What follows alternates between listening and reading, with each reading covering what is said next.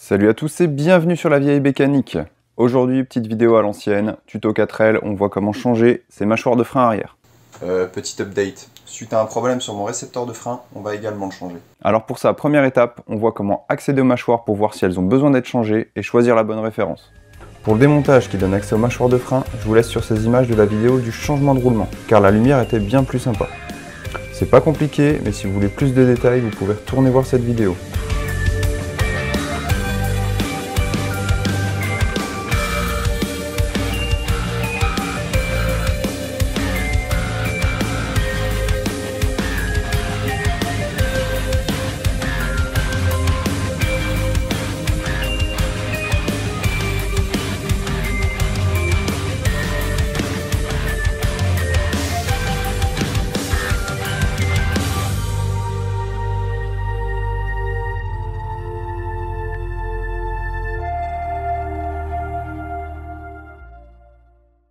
Alors, maintenant qu'on a accès à nos mâchoires, ce que je vous conseille, si vos mâchoires elles ont plus de 15-20 ans ou que vous savez pas trop la date qu'elles ont, je vous conseille de les changer. Moi, j'ai voulu jouer un petit peu, et je me suis retrouvé coincé, heureusement juste devant la maison, avec une des garnitures des mâchoires qui s'est détachée et qui du coup m'a bloqué la roue. Sinon, vous regardez là, vous voyez l'épaisseur, là il en reste beaucoup, si vous en reste moins d'un millimètre, il est peut-être temps de les changer. Ensuite, il faut regarder sur quel type de montage vous êtes. Il y a les montages Girling et les montages Bendix. Là, moi, je suis sur du Bendix. Le système qui sert à fixer les mâchoires à la flasque, c'est une sorte de spirale en ressort avec un crochet derrière qui vient se clipser pour maintenir la mâchoire pour pas qu'elle se barre. Sinon, il y a le système Girling. Donc là, c'est l'inverse. Ça va être une petite tige qui va venir sortir ici. Et au bout, il y a une sorte de rondelle avec des cannelures qu'on vient faire pivoter pour dégager la mâchoire. Donc là, vous devez regarder ça. Soit montage Girling, soit montage Bendix. Et une fois que vous savez ça, il faut que vous vérifiez le diamètre que vous avez, c'est soit 180, soit 160 en gros. Tac. Moi je suis sur 176, donc c'est normal, ça c'est l'usure des garnitures, donc je suis sur du 180. Ça permet d'avoir les références et de les commander. Et allez, on démonte ça, on se retrouve sur l'établi. La première chose à faire, c'est de retirer le câble de frein à main. Pour ça, vous prenez une pince et vous venez comprimer le ressort. Et avec une deuxième pince, vous venez sortir le câble de son logement. Ensuite, il va falloir désolidariser les mâchoires de la flasque. Pour ça, si vous êtes sur un montage Girling, vous prenez une pince, vous venez compresser la rondelle et vous la tournez en même temps d'un quart de tour. Et si vous êtes sur un Girling, vous prenez un chasse-goupille, vous venez pousser le ressort jusqu'à réussir à le sortir de son logement. Une fois les deux fixations enlevées, vous allez pouvoir retirer le ressort du bas qui lie les deux mâchoires entre elles. Pour ça, vous utilisez une pince, c'est pas très compliqué, de toute façon le plus compliqué, ce sera leur montage. Vous pouvez ensuite sortir la partie inférieure des mâchoires, puis la partie supérieure en faisant très attention de ne pas abîmer le caoutchouc qui se situe sur le récepteur de frein et qui sert de cache-poussière. Donc là, maintenant que l'ensemble est démonté, on voit bien qu'il va falloir qu'on récupère pas mal de pièces à remonter sur les mâchoires neuves. Alors il y a certaines pièces, ça va être assez facile, et d'autres un peu plus compliquées. Alors on va commencer par du facile. Les systèmes d'attache, il suffit de tirer dessus, les renquiller et c'est bon. Si je me mets dans le bon sens, ce sera mieux. Ensuite, ce système, on va commencer par venir enlever ce ressort.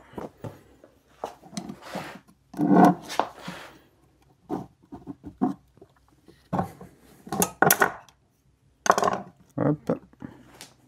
Ensuite, celui-là, normalement, il tient plus par grand-chose. Hop.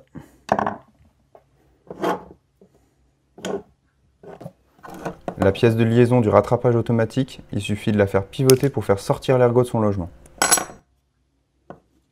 Hop, et celui-là, on le pivote. Crac. Je le remets tout de suite en position, juste pour pas oublier. Hop.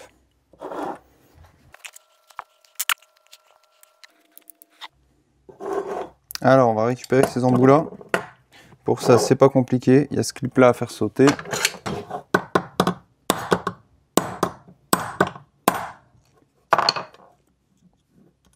Hop, et hop.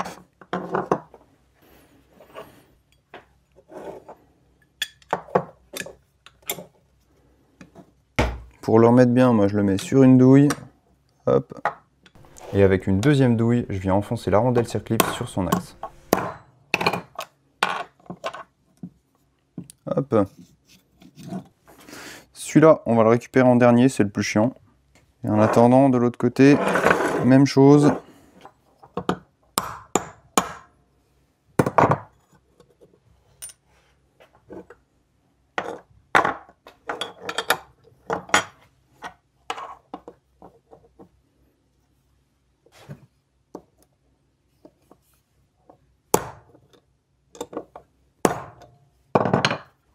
Alors, celui-là, on va essayer de le remettre en place tout de suite. Avec la petite patte là, on attrape le ressort et on vient pincer. Hop, ça c'est ok. Et du coup, il ne nous reste plus qu'à récupérer cette pièce là. Donc, dans le kit que j'ai acheté, en fait, ils ont prévu de la remplacer par cet axe là avec une goupille pour le retenir. Donc avec une disqueuse, on va venir couper le téton là, qui a été maté en fait à la base, et on va le remplacer par cet axe avec la goupille.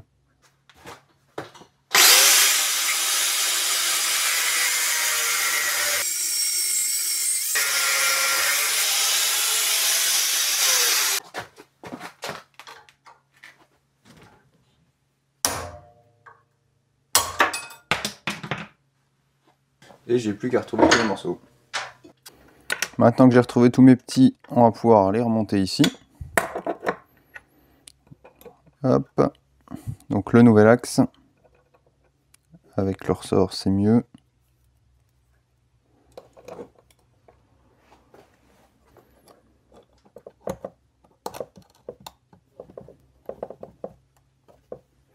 Donc le ressort dans ce sens-là. Ensuite l'axe bien en face. Et là on voit bien le rattrapage auto. Quand on fait le frein à main. Au fur et à mesure que les plaquettes s'usent, et bah, cette pièce-là elle remonte. Pour compenser l'usure.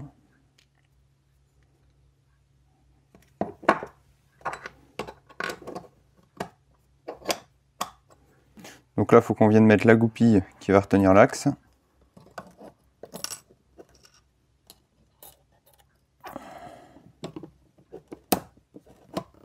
Hop. Ça on est bon, ça on est bon. Donc là on peut réassembler l'ensemble. Et donc pour rassembler l'ensemble, je me redonne du jeu ici. Hop. J'enfile cette partie là comme ça. Et hop, voilà. Et plus qu'à remettre le ressort. Et vous allez voir, ça paraît facile comme ça, mais c'est loin d'être évident. Petit tournevis. Hop, crac. Et on le descend dans son logement. Un petit coup de pouce pour qu'il rentre. Hop, hop. Voilà.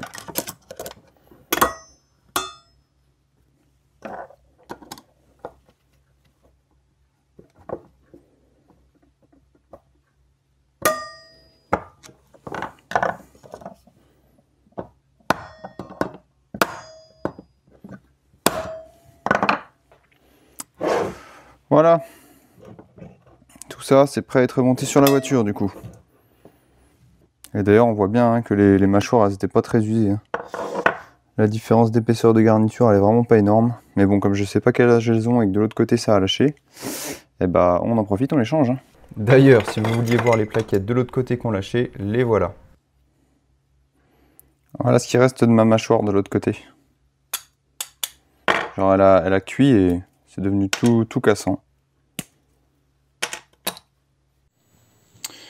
Alors avant de remonter les plaquettes, petit changement de programme. J'ai mon récepteur de frein qui fuyait un peu là, les caoutchoucs ils étaient morts. Et je voyais que ça suintait. Donc j'ai regardé, en fait il commence à décéder. Donc j'ai décidé de le changer, j'en ai recommandé un neuf. Pour savoir quelle référence de récepteur vous devez choisir, il faut que vous regardiez à nouveau le modèle, hein, Bendix ou Girling. Je sais toujours pas comment ça se prononce. Et ensuite vous venez regarder en fonction de la taille des pistons sur vos anciens. Donc pour ça vous reprenez l'ancien, vous l'ouvrez, paf, et là moi je suis sur du 22 mm. Donc je reprends une référence en 22 mm. Moi perso il vient de chez Melin Rétro Passion, comme les mâchoires d'ailleurs. Et perso j'en suis content. On va commencer par débloquer la vis qui tient le tuyau de frein, mettre une patine en dessous évidemment. Et ensuite le récepteur il tient seulement par deux vis, une là, des vis de 10. On vient de sortir, on remet vite l'autre pour pas que le liquide fuit trop longtemps, et puis on leur fixe, et ensuite il faudra faire une purge, sachant que je vais faire en même temps le deuxième côté. Hein. Ça sert à rien d'en changer que d'un côté, autant changer les deux côtés d'un coup.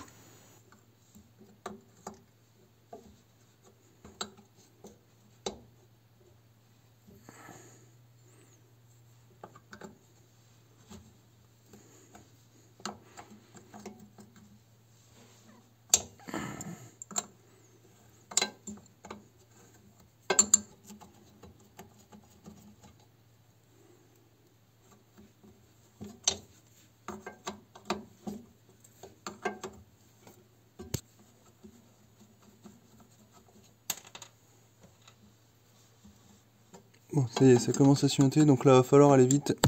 Je vous mets sur un trépied à côté.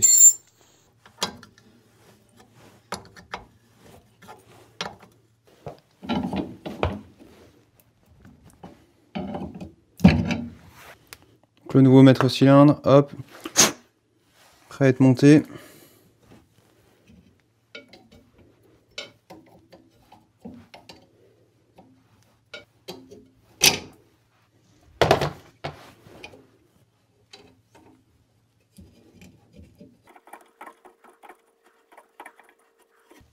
Ah voilà, l'hémorragie est arrêtée. Clac. Donc là je viens le recaler. Et je viens remettre les deux vis de fixation derrière pour plus qu'il bouge et ensuite je le serrerai comme il faut au niveau du tuyau. Ah, je suis désolé, la visibilité est pas top, mais vous verrez quand vous le ferez, c'est pas très compliqué.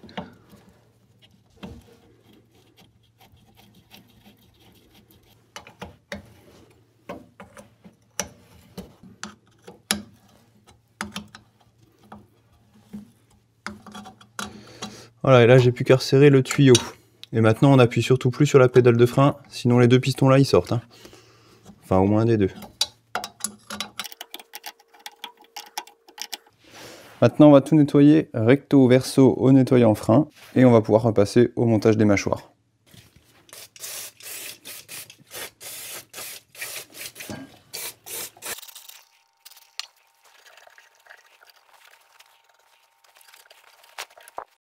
Avant de remonter les mâchoires, on va venir graisser toutes les petites zones sur lesquelles elles vont porter. Avec une toute petite quantité de graisse, évidemment, hein, la graisse et les freins, ça fait pas bon ménage. Et si vous avez de la graisse haute température, c'est encore mieux.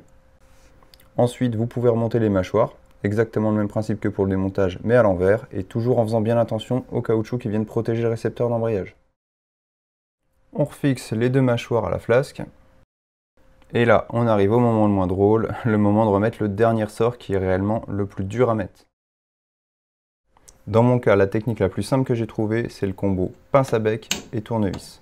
Grâce au tournevis, on vient faire levier et pression sur le ressort, et avec la pince à bec, on vient guider pour faire rentrer dans la deuxième mâchoire. Allez, il vous reste plus qu'à remettre le cap de frein à main.